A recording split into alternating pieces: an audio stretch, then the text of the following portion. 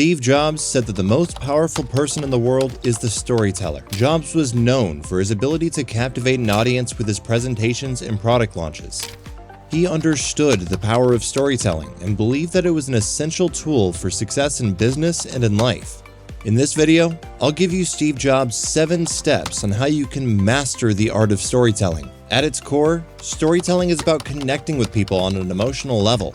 It allows us to convey our ideas, experiences, and beliefs in a way that resonates with others. When we tell a story, we engage the listener's imagination, making them an active participant in the narrative. This creates a deeper connection and helps to build trust and empathy. In the context of business, storytelling is particularly powerful. It can be used to convey the vision and values of a company, to inspire employees, and to connect with customers.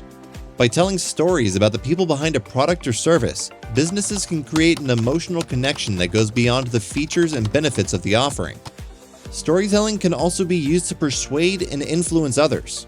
By framing our arguments in the form of a story, we can make our message more memorable and impactful.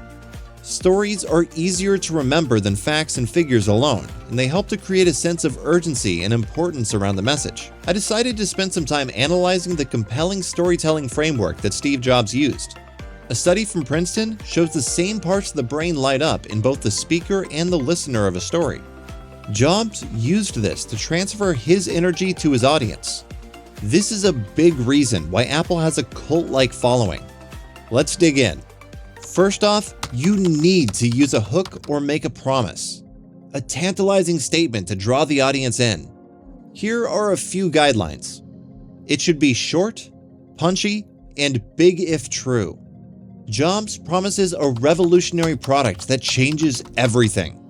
Secondly, you have to create a build-up. Set the context by using comparisons on the scale you hope to achieve. Jobs compares what he's revealing to the Macintosh 1 and the iPod, 2 products that, as he reminds you, changed entire industries. Apple's been very fortunate. It's been able to introduce a few of these into the world. In 1984, we introduced the Macintosh. It didn't just change Apple, it changed the whole computer industry. In 2001, we introduced the first iPod. And it didn't just change the way we all listen to music. It changed the entire music industry. Number 3, introduce conflict. If there's no problem, then there's no suspense and no entertainment. Every great story has a villain, whether it's in fiction or in business. Here, Jobs makes it the smartphone. The problem with smartphones is that they're not so smart. Before we get into it, let me talk about a category of things. The most advanced phones are called smartphones, plastic little keyboards on them. And the problem is that they're not so smart and they're not so easy to use. And they all have these control buttons that are fixed in plastic and are the same for every application. Well, every application wants a slightly different user interface, a slightly optimized set of buttons just for it. Number 4, raise the stakes. Bring on the drama. Jobs says Apple is going to reinvent the phone. He was right. But think about how bold that claim was in 2007 before anyone had heard the word iPhone. iPod, a phone, and an internet communicator. An iPod, a phone. Are you getting it? These are not 3 separate devices. This is one device. And we are calling it iPhone. Today, Apple is going to reinvent the phone. Number 5, demonstrate it. Show your audience why your product, your story, is important. Jobs does a great job injecting humor here. Starbucks, how can I help you? Yes, I'd like to order 4,000 lattes to go, please. No, just kidding. Wrong number. Thank you. Bye-bye. Okay. And I'm back at my call, and I'm just going to go ahead and end the call. And what happens now? Back in my music.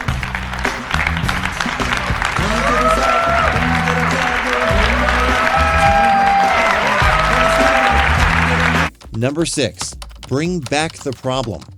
When you watch Jobs, he never raises the stakes just once.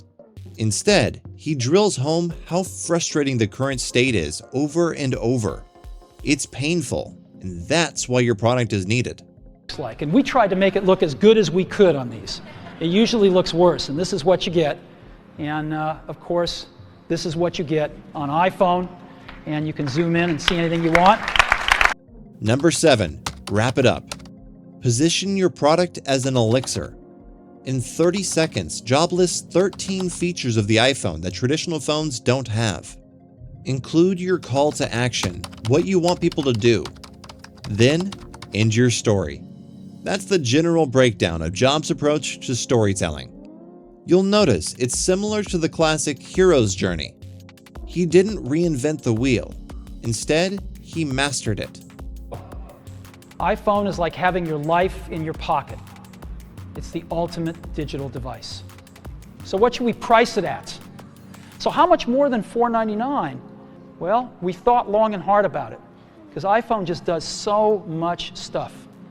So much better experience on a call and managing your contacts and visual voicemail, random access voicemail for the first time, and texting and email and real browser and Google Maps and tremendous iPod and cover flow and video. And what should we price this thing at? Well, for 4 gigabyte model, we're going to price it at that same $499. No premium whatsoever. Here's a summary. Number 1, use a hook. Number 2, create the buildup. Number 3, introduce conflicts. Number 4, raise the stakes. Number 5, demonstrate it. Number 6, bring back the problem. Number 7, wrap it up. In conclusion, Steve Jobs' quote about the power of the storyteller emphasizes the importance of effective communication and the ability to connect with others on an emotional level. By mastering the art of storytelling, we can inspire, persuade, and ultimately change the world.